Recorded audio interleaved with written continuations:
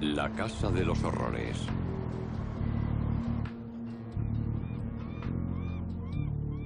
Fue uno de los crímenes más siniestros cometidos en la Columbia Británica, Canadá. La investigación comienza en las frías y poderosas aguas del río Fraser, cerca de Vancouver, y termina en un fumadero de crack que la policía conoce bien, y a los adictos y las trabajadoras sexuales que se reúnen allí. El juicio posterior será uno de los más difíciles celebrados en la provincia.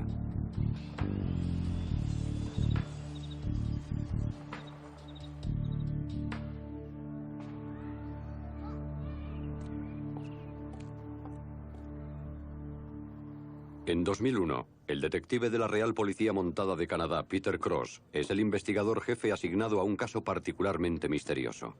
Un homicidio con una víctima sin identificar. Nos informaron de que había habido un asesinato en una casa al norte de Surrey. El 12 de mayo de 2001, una persona se presentó a la policía. No era un confidente, sino un testigo. Y no dijo haber visto cómo asesinaban a alguien, sino las consecuencias de ello. Lo investigamos a pesar de que no teníamos ni idea de quién era la víctima, porque la información era buena. La casa donde se ha denunciado la muerte del desconocido está situada en Whalley, un barrio humilde de Surrey. Es una zona deprimida con un alto nivel de criminalidad y violencia debido al número de drogadictos que alimentaban su adicción.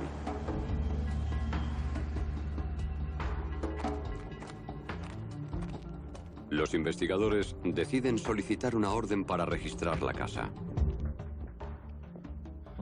Cuando registramos la casa la primera vez, lo hicimos de manera que sus ocupantes no supieran qué estábamos buscando. Mientras realizan el registro, los investigadores hacen horripilantes descubrimientos. Peter Cross la llama la Casa de los Horrores.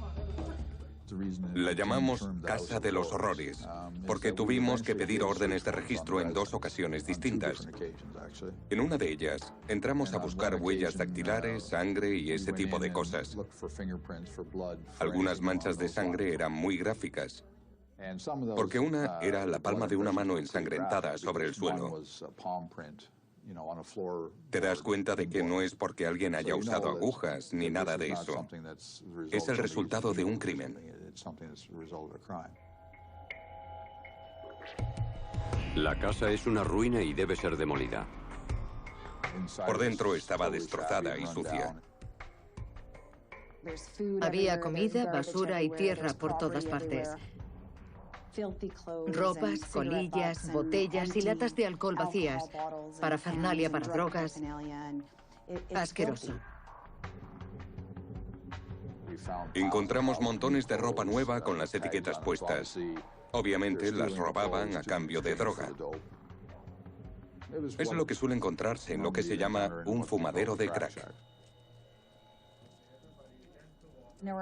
Había varios drogadictos en la vivienda en ese momento, también el arrendatario y algunos de sus socios. Según la policía, el arrendatario Joe Legacy era quien administraba la casa y traficaba con drogas. Se presentan varias personas con una información inquietante. Contaban historias horribles sobre tortura. Si no llegaban con los 25 o 50 dólares que necesitaban, les cortaban el pelo, les rompían un dedo o los obligaban a practicar sexo con otros de la casa. Llevo 30 años en este trabajo y he visto mucho. Creo que la concentración de violencia en una sola casa, lo que estaban sufriendo los esclavos sexuales, es del tipo de casos que te asquea, que nunca te abandona.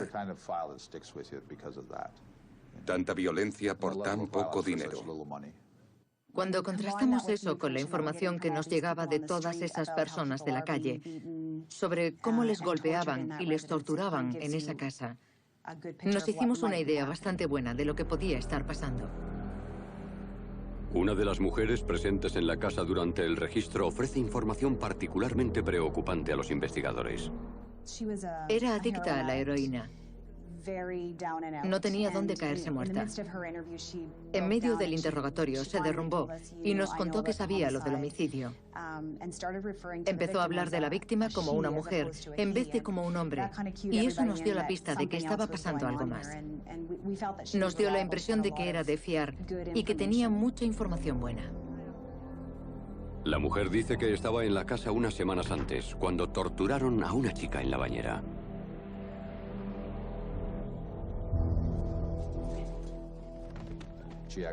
Entró en el baño para usarlo cuando estaba sucediendo.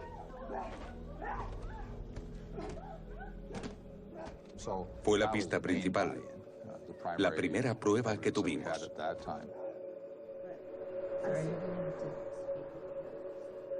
Gracias a su confesión, otros drogadictos vencen su miedo y ofrecen información sobre el incidente.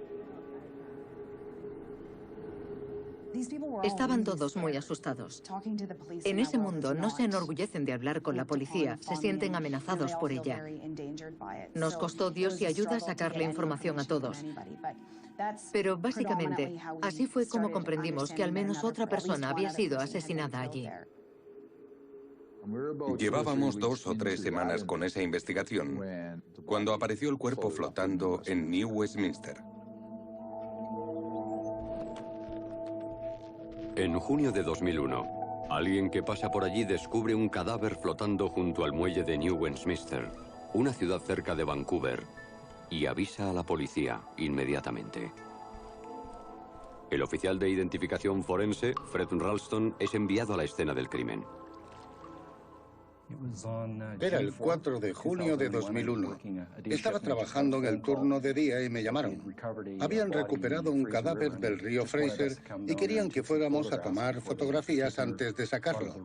Había varios agentes de policía en la escena. Me fijé en que había un cadáver en el río, boca abajo. Era bastante evidente, por el perfil general del cuerpo, que era una mujer. Los rasgos faciales se desdibujan. El agua, por lo que respecta a la ciencia forense, es lo que más complica la investigación, porque tanto eso como la fauna destruyen rápidamente lo que tengas. La corriente es muy fuerte. Los operarios deben trabajar rápido para que el cuerpo no sea arrastrado por el río. Nuestra primera preocupación fue intentar sacar el cuerpo del agua sin dañarlo. Y lo que es más importante, evitar que siguiera desplazándose río abajo. Después de discutirlo, decidimos que el equipo de buceo de la Real Policía Montada del Canadá tendría que acudir a recuperar el cadáver. El Departamento de Policía de New Westminster no tiene equipo de buceo propio. Deben acudir a los buceadores de la Policía Montada. Los pies y las manos estaban atados. Sinceramente, eso fue lo suficientemente sospechoso como para llamar a homicidios. Generalmente, nadie que quiera suicidarse o ahogarse se ata de pies y manos. Para nosotros era bastante evidente que se trataba de un asesinato y que teníamos que ser muy cuidadosos al extraer el cadáver. Lo introdujimos en una bolsa dentro del agua. Así se conservan cosas como papeles que se caigan de los bolsillos o pendientes. Luego hacemos pequeñas incisiones en la bolsa y dejamos correr el agua. La idea es que salga porque pesa muchísimo y vaciándola conservamos los objetos que puedan caer. En este caso concreto lo reforzamos con una cesta para controlar la cantidad de agua que sale de la bolsa en cada momento. Cuando el cuerpo está en tierra firme, se entrega inmediatamente a los investigadores de homicidios. El detective Midden y yo seguimos el cuerpo hasta la morgue del Hospital Royal Columbian. Fuimos allí por razones obvias, para ver si llevaba una cartera o algo que nos dijera quién era. Muchas preguntas quedan sin respuesta. ¿Cómo acabó la víctima en el río Fraser? ¿Cuánto tiempo lleva el cadáver en el agua? ¿Podrá determinar la autopsia la identidad de la víctima?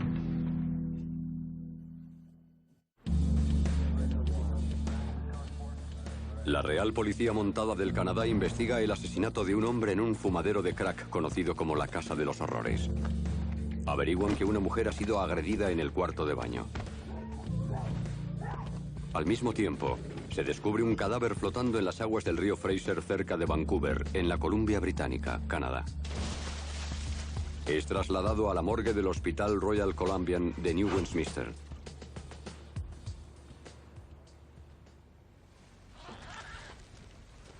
La patóloga realiza la autopsia del cuerpo en avanzado estado de descomposición. Una autopsia médico-legal consta de una serie de fases. Cuando llega el cuerpo, lo primero es un examen externo. Analizamos la ropa y la piel. Buscamos señales de cortes o rasgaduras en la ropa y marcas de traumatismos en la piel. ¿Hay alguna prueba ahí? ¿Hay trozos de fibras arrancadas del agresor? ¿Hay fluidos corporales del agresor? ¿Sangre o semen? Tomamos muestras de las diferentes cosas que encontremos en la ropa y en la piel y luego desnudamos el cadáver y realizamos el mismo proceso sin la ropa. Cuando se abre la bolsa que contiene el cadáver, se confirma el sexo, pero no se halla nada que ayude a identificarla. Los cadáveres en el agua, sobre todo si está fría, se descomponen menos que si están en el exterior, expuestos a los elementos. Tenía un trozo de cinta de envolver alrededor de la nuca, por la boca y vuelta a la nuca. Así que la cara estaba un poco desfigurada. Llevaba un jersey y unos vaqueros, lo que quizá no hubiera sido de gran importancia, excepto porque resultaba obvio que los vaqueros no eran suyos. Eran unos pantalones recién comprados, todavía conservaban las pegatinas y las etiquetas, y además eran demasiado pequeños. Alguien se había esforzado por ponerle esa ropa.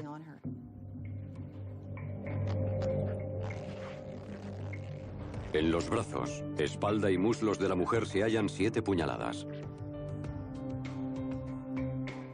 Y sin embargo, no hay cortes o desgarros en la ropa. Le examiné las manos, porque sabía que al final tendría que tomarle las huellas. Se había despellejado, es decir, la capa exterior de la piel se había caído. Aún así, estaba en bastante buen estado y no tenía motivos para creer que no podía obtener huellas para identificarla. A consecuencia de la descomposición, se acumula humedad entre la capa exterior de la piel, la epidermis, y una capa más profunda llamada dermis. La epidermis se desprende. Alrededor de las manos queda una especie de guante que hay que retirar con mucho cuidado. El forense usa guantes de látex para proteger las manos y recoloca la piel dañada para tomar las huellas. Si este guante cutáneo se ha perdido en el agua y no lo podemos recuperar, el forense también puede tomar huellas de la dermis. No es igual de eficaz, pero también sirve. La víctima tiene las manos y los tobillos atados con una cuerda amarilla. Puede haber algún nudo poco habitual que podría relacionarse con algún oficio o afición determinada. Si se conserva adecuadamente, el especialista en nudos lo examina y puede aportarnos también información. Nos interesamos por las ataduras y le dedicamos un tiempo. De hecho, las enviamos a un experto en cuerdas para que determinara qué nudos se habían hecho y cómo. Luego intentamos usar esas pistas para la investigación. Una vez desatadas las manos, los forenses pueden empezar a tomar las huellas. Primero, en el examen post-mortem fue imposible conseguirlas, así que por desgracia tuvimos que amputarle todos los dedos. En cuanto terminamos el examen post-mortem, volvimos y obtuvimos 4 huellas muy buenas. Normalmente, cuando encontramos a alguien así, que no sabemos quién es, eso es lo primero que comprobamos. Es lo más sencillo, porque si se han visto mezclados con el sistema judicial, sus huellas estarán archivadas. Y la otra razón por la que lo hacemos es cuando fallece una persona cuya identidad ya conocemos. Si tiene antecedentes, le tomamos las huellas para enviarlas a Ottawa y que las eliminen de la base de datos nacional. Fred Ralston envía las huellas de los 4 dedos a la base de datos de Vancouver para ser verificadas. Pero no hay ninguna coincidencia. Y hay que enviarlas a la base de datos nacional de Ottawa. A pesar de los esfuerzos de Ralston, la segunda búsqueda no da resultados. De nuevo, cuando tuve los 10 dedos, contacté con Ottawa. Les llevó un par de horas, pero también resultó negativo. Eso me decepcionó. Pensé que si habían tomado las huellas antes, no habría razón para que no pudieran identificarla. Pero no pudieron. Las huellas no aportan pistas. ¿Se han encontrado los investigadores con el crimen perfecto? Ahora el equipo tiene que analizar otras pistas que puedan desvelar la identidad de la mujer. Tenía un gran tatuaje, un escorpión con los ojos rojos y creo que tenía 2 puntitos rojos en la cola, sobre el hombro izquierdo. El tatuaje era el tipo de cosas en que nos centramos al principio de la investigación como un posible medio de identificarla. Ahora se concentran en el tatuaje del escorpión.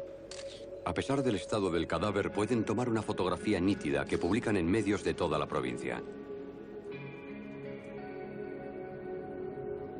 Mientras, el agente Ralston recibe las huellas de 4 personas, cuya desaparición ha sido denunciada y las compara con las de la víctima. De nuevo, sin coincidencias. Entonces, recibe otra pista. Alguien llamó diciendo que una persona había desaparecido en Coquitlam y hacía tiempo que no la veía. Mandé a un miembro del equipo allí para que cogiera las huellas y las trajera. Ha pasado una semana desde que se descubrió el cadáver y los investigadores siguen con las manos vacías. ¿Les ayudará esta última pista a resolver el misterio de la identidad de la víctima?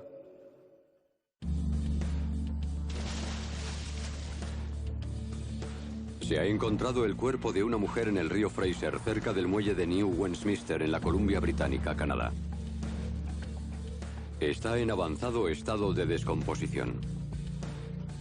Tiene atados los brazos y las piernas. Los investigadores acaban de recibir las huellas de una mujer desaparecida en la vecina ciudad de Coquitlam.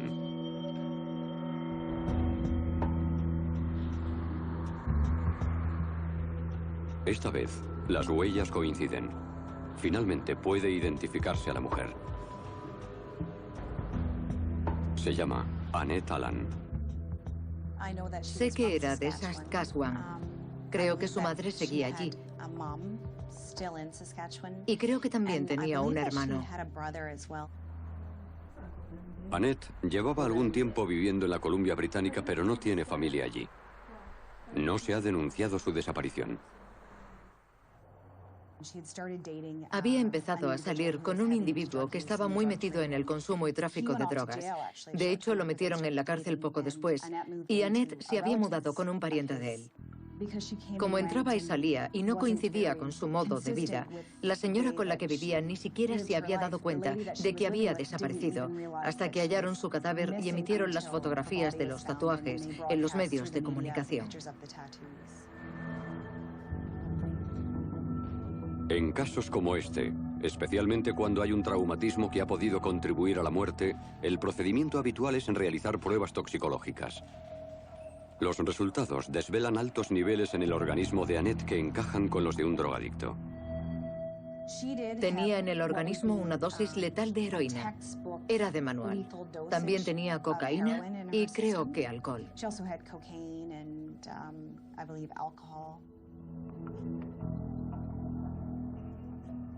Cuando se descubre la identidad de Annette, el departamento de policía de New Westminster contacta con Peter Cross.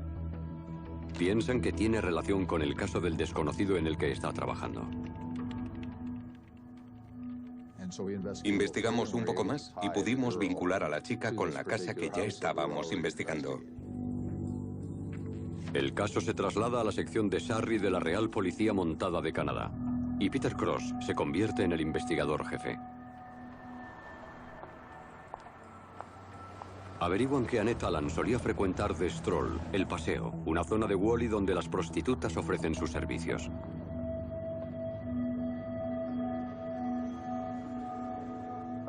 También descubren que estaba con una mujer llamada Joanna Larson el 22 de abril, el último día que fue vista con vida. Joanna Larson la había llevado a esa casa. En aquel momento teníamos la información de que Joanna tenía una disputa con Annette. Ahí estaba el porqué y cuándo de todo lo que había pasado en la casa. Ahora lo sabemos. Pronto se dedujo que había fallecido en esa casa, o que todo había empezado allí. Los investigadores aún no tienen pruebas suficientes para detener a nadie y se ordena un segundo registro de la casa más exhaustivo. Desmontamos hasta las tuberías de la casa. Lo levantamos todo. Diría que pasamos 2 o 3 días examinando la casa.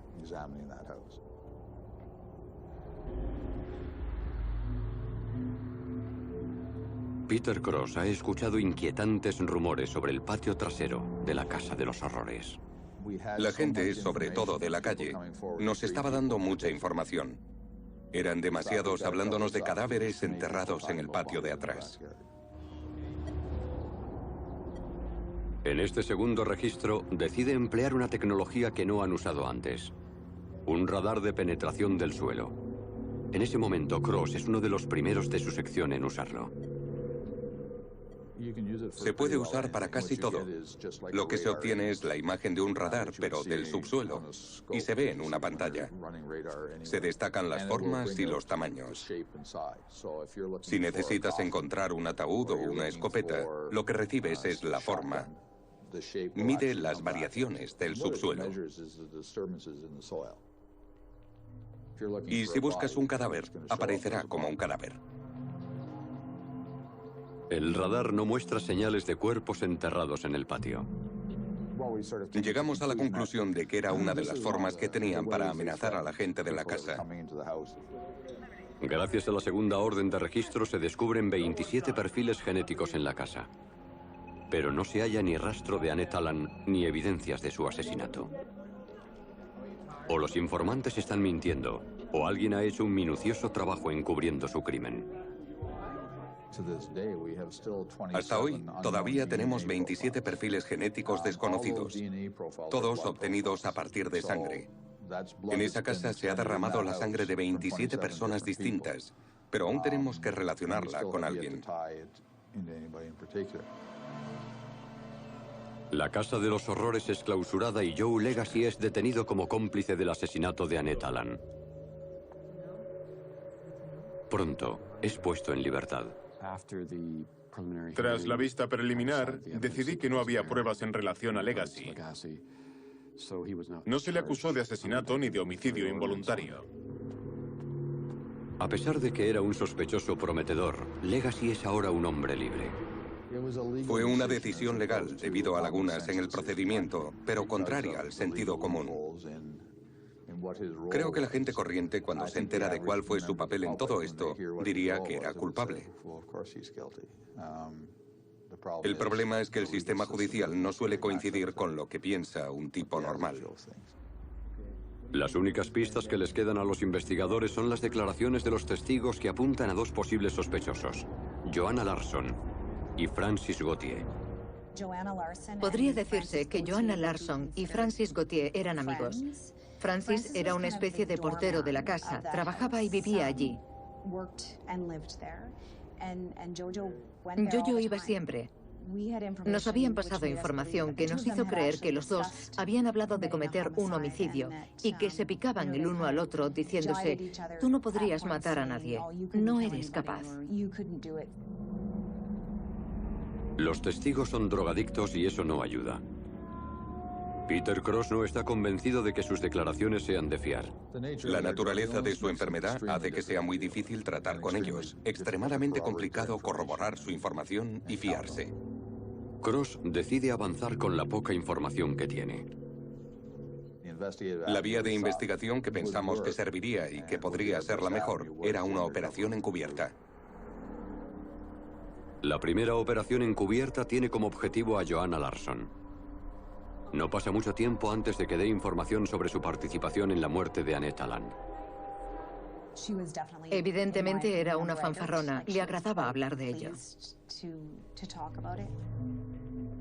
Resultó que Larsson había participado en un atraco y estaba convencida de que Allan era una confidente. Después pudimos confirmar que en realidad no era así, pero ellos creían que iba a delatarlos. También había una deuda de $20 por droga. Annette le debía a alguien algunos dólares, y en eso también se había enfrentado con Joanna.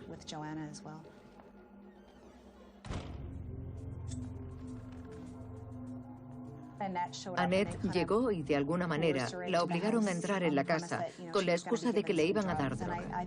Supongo que casi inmediatamente después de entrar, la ataron y la metieron en la bañera. A Annette Allan le agredieron, le apuñalaron y le golpearon con un martillo.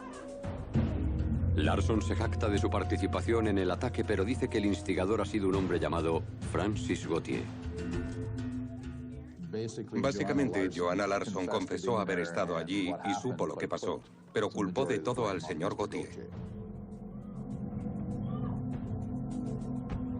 Pero un tribunal no admitiría la acusación de Larsson contra Gauthier.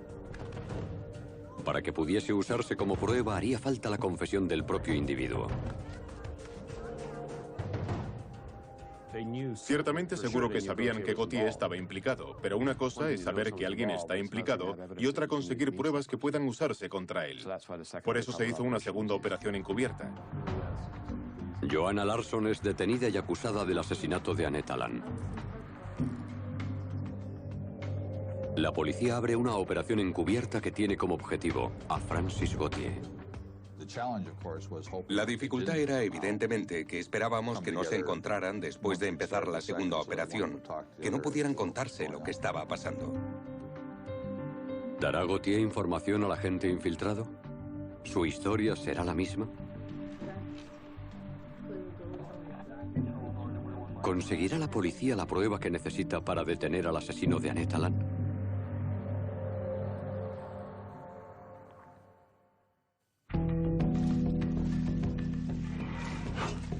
Se ha recuperado el cadáver de Annette Allan en el río Fraser. Se ha rastreado su muerte hasta un fumadero de crack situado en Surrey, Columbia Británica, Canadá, al que la policía llama la Casa de los Horrores. Pero después de 2 registros no ha aparecido en la casa el menor rastro de ADN de Annette. Los investigadores han concluido una operación encubierta contra Joanna Larsson.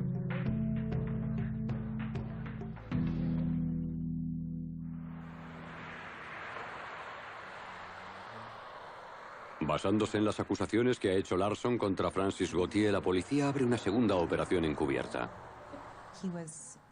Era introvertido, callado. No se sentía cómodo consigo mismo. Tenía tendencia a la violencia para hacer lo que hizo, pero no te daba la misma sensación de asesino que Joanna Larsson. Creo que a él le costaba un poco más hablar de ello, pero al final también parecía que le gustaba bastante. Gauthier relata su versión de los hechos. Estaba durmiendo en el sofá de la casa cuando Joanna Larsson trajo a Annette Allan y empezó a torturarla. Según Gauthier, Annette Allan llegó a la casa para comprar droga. Nada más llegar ella, Larsson la obligó a entrar en el cuarto de baño y empezó a apuñalarla y golpearla.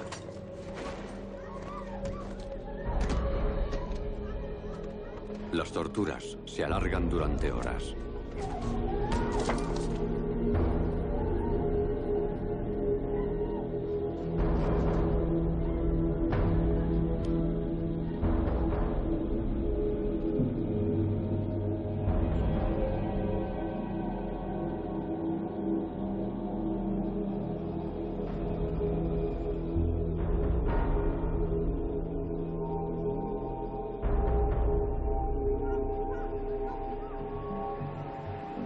Cuando ha tenido bastante, llama a Francis Gauthier para que ayude a su baqueteada Alan. Eso es lo que en la calle se llama estar baqueteada. Quiere decir que la han golpeado, afeitado la cabeza, metido en un maletero y se la han llevado por ahí como forma de castigo o para convencerla de que tiene que pagar las facturas. Annette está inconsciente y casi muerta. Francis y Joanna la envuelven en una cortina de ducha de plástico. Luego la encierran en el maletero de un coche aparcado junto a la casa.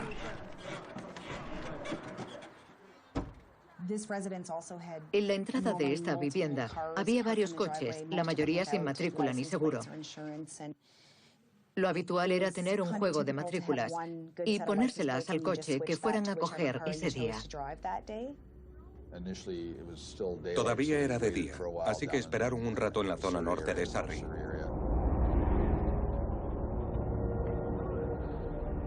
Larson y Gauthier conducen durante varias horas buscando un sitio adecuado para arrojar a Alan. Se detienen bajo el puente del río Fraser. Estalla una acalorada pelea. Y mientras los dos cómplices tratan de tomar una decisión, Alan consigue abrir el maletero. Larson y Gauthier se dan cuenta y la atan antes de salir de nuevo.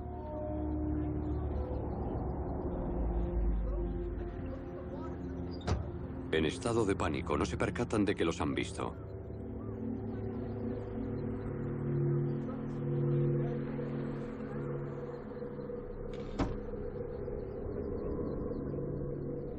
El hombre vuelve a casa y llama a la policía para denunciar lo que ha visto. Finalmente, Larson y Gauthier llegan a New Westminster. Justo en el muelle de New Westminster, a unos 90 metros río arriba de donde se encontró el cuerpo.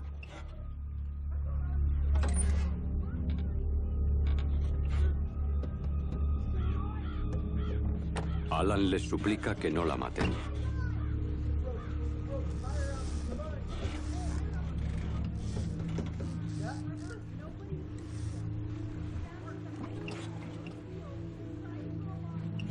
Gauthier la estrangula.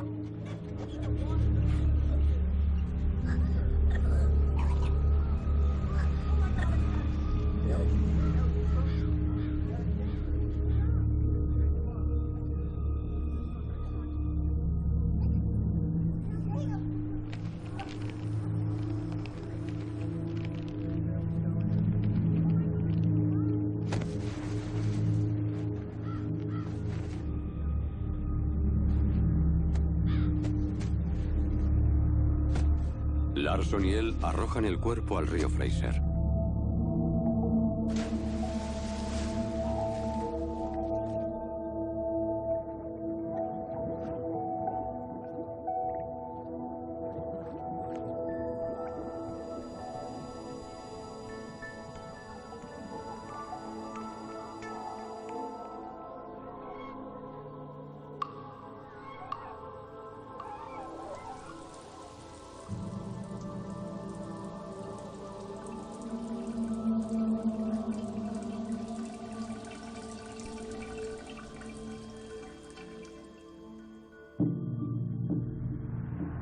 La confesión de Gauthier a los agentes infiltrados es la prueba que la policía necesita para presentar cargos contra él. Es detenido por el asesinato de Annette Allan. La detención de Joanna Larson y Francis Gauthier acerca a Peter Cross a su objetivo.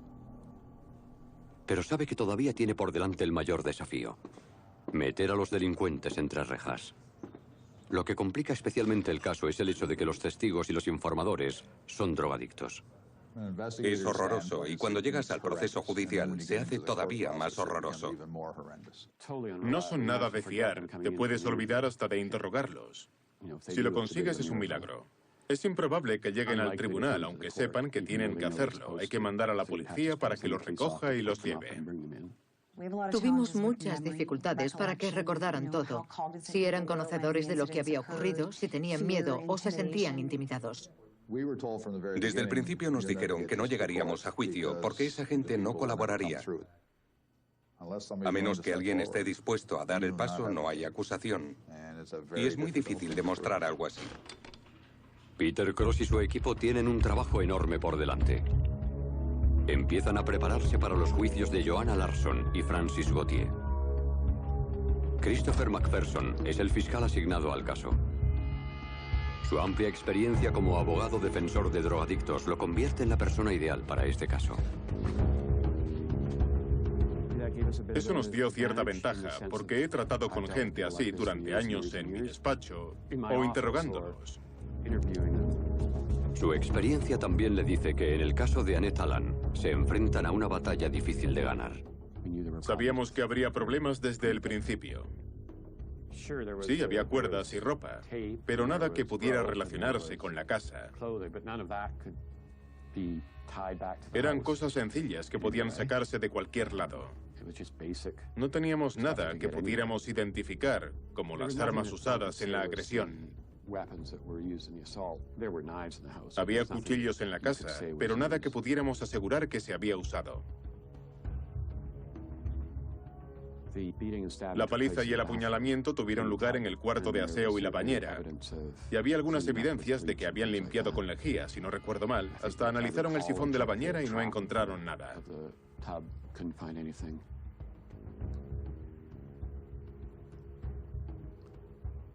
Prácticamente no había ninguna prueba física que relacionara a Annette Allan con esa casa. Aunque habían envuelto a Annette en plástico, les sorprende que los investigadores no hayan podido encontrar pruebas forenses en el coche. Si hubiéramos podido situar a Annette Allan en ese coche, con pruebas, la acusación habría sido mucho más consistente.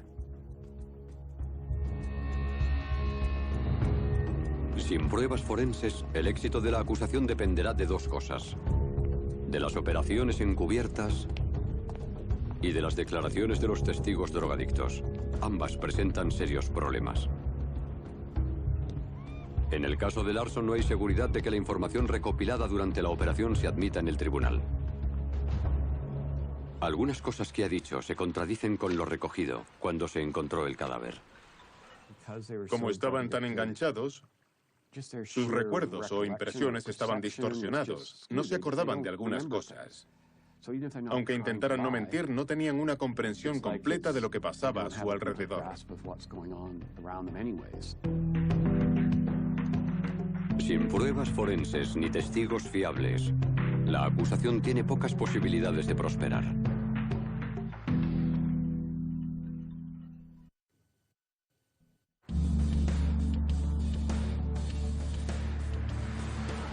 Tres personas han sido procesadas en relación con la muerte de Annette Allan. Su cadáver ha sido hallado en el río Fraser, en New Westminster, Columbia Británica, en junio de 2001. Joe Legacy ha sido absuelto por falta de pruebas que lo vinculen con el asesinato. La fiscalía está preparando las acusaciones contra Francis Gauthier y Joanna Larsson. Los sospechosos y los testigos son drogadictos y esto complica mucho el caso. Como son los únicos testigos de que dispone la acusación, solo una solución parece evidente.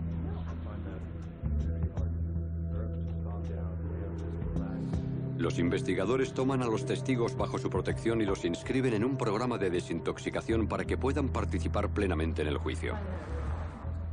Depende de la policía que aumente la credibilidad del drogadicto convertido en testigo. Uno de los mejores modos es convencer y ayudar al adicto para que se abstenga de consumir, al menos durante el proceso judicial, y con suerte proporcionarles la ayuda necesaria para que no consuman.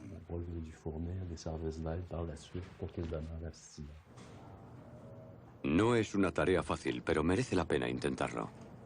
Hicieron un trabajo excelente con 2 o 3 de los testigos, estando siempre a su disposición, llevándolos a tomar café, manteniéndolos en el buen camino, dándoles un lugar al que acudir si empezaban a sentir que caían hacia el otro lado. Tengo que reconocer el gran mérito de la policía, un gran mérito. Porque aunque es un asesinato en el mismo centro del mundo de la droga, se emplearon bien a fondo y se esforzaron mucho a lo largo de toda la investigación. Porque era uno de esos casos en los que tienes pruebas suficientes para acusar a alguien, pero la mitad de los testigos ni siquiera va a acudir.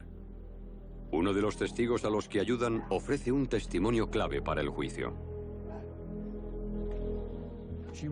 Era una mujer que había ido a la casa a comprar droga. Tenía que usar el lavabo.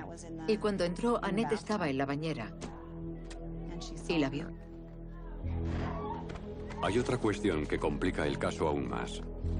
Determinar la causa de la muerte.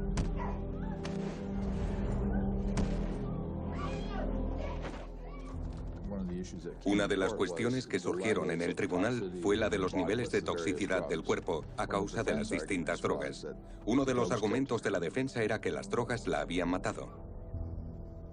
Eso fue un problema en el juicio, porque teníamos que presentarla como una drogadicta y con niveles así, no era una persona normal que consumiera por primera vez. Sí, aún así, tenía un alto nivel de drogas en el organismo cuando murió. Y se plantearon muchas preguntas en torno a ello. ¿Le habían inyectado las drogas? ¿O no había pasado eso en realidad? ¿Había pasado mucho menos tiempo del que decían? Hay que tener en cuenta que también ellos dos consumían en ese momento. ¿Habrían calculado bien el tiempo? Algo a lo que nos enfrentamos siempre que hay testigos adictos a las drogas es la completa elasticidad del tiempo. Averiguar cuándo ha sucedido algo es casi imposible. La fiscalía no tiene pruebas tangibles, ni la causa de la muerte, ni testigos fiables. Finalmente, llega la fecha del juicio y el primero en subir al estrado es Francis Gauthier. Después de las respectivas vistas preliminares separadas por varios meses, Francis Gauthier y Joanna Larsson son acusados de asesinato en primer grado por la muerte de Annette Allan. Este caso no fue mejorando con el tiempo. Algunos testigos incluso perdieron credibilidad. Finalmente accedí a aceptar los alegatos de homicidio involuntario para ambos. La fiscalía estaba dispuesta a aceptar el alegato de homicidio involuntario porque, básicamente, todos los testigos estaban a un tris de no poder testificar.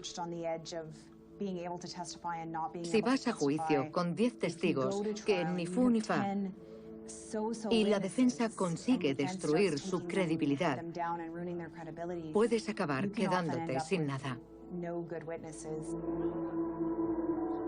El 5 de noviembre de 2004, Francis Gauthier es condenado a 18 años de cárcel por homicidio involuntario. El 2 de junio de 2005, Joanna Larsson también es sentenciada a 18 años. La decisión del tribunal representa una victoria enorme para todos los que han contribuido a resolver el asesinato de Annette Allan. Todos teníamos una relación con Annette Allan, en el sentido de que pensábamos que era una verdadera víctima y que esto nunca debería haber ocurrido porque era trágico y terrible. Nos alegramos con los 18 años. Quizás sea la mayor pena por homicidio involuntario que se vaya a aplicar jamás. Me siento muy bien cuando pienso en ello. Que terminara como terminó, que estos fueran a la cárcel y que se hiciera algo de justicia con la muerte de la joven. Indudablemente, la lección más importante que he aprendido como agente de policía es que todas y cada una de esas personas tienen una historia y un motivo para estar donde están, y que si te sientas a escucharlos, quizá comprendas y aprecies un poco mejor su situación. Teníamos un equipo de investigación genial e hicimos un buen trabajo. Fue uno de esos casos de los que te sientes orgulloso al final, porque te preguntan constantemente. Es de esos que la gente recuerda siempre, que llega a los medios y es conocido por el público en general. Ves que sale algo bueno de tu esfuerzo. El resultado del juicio tiene repercusiones en la comunidad. Se percibió un impacto en la pequeña comunidad de Whalley, donde nadie parecía prestarles atención, y los vecinos se quejaban constantemente de que la policía no los tomaba en serio. Al final, el alcalde demolió la casa, la destruyó. Me pareció un gesto simbólico que dijeran que se ocuparían de esas cosas, que tirarían los fumaderos y que se organizaría todo para tratar el asunto adecuadamente.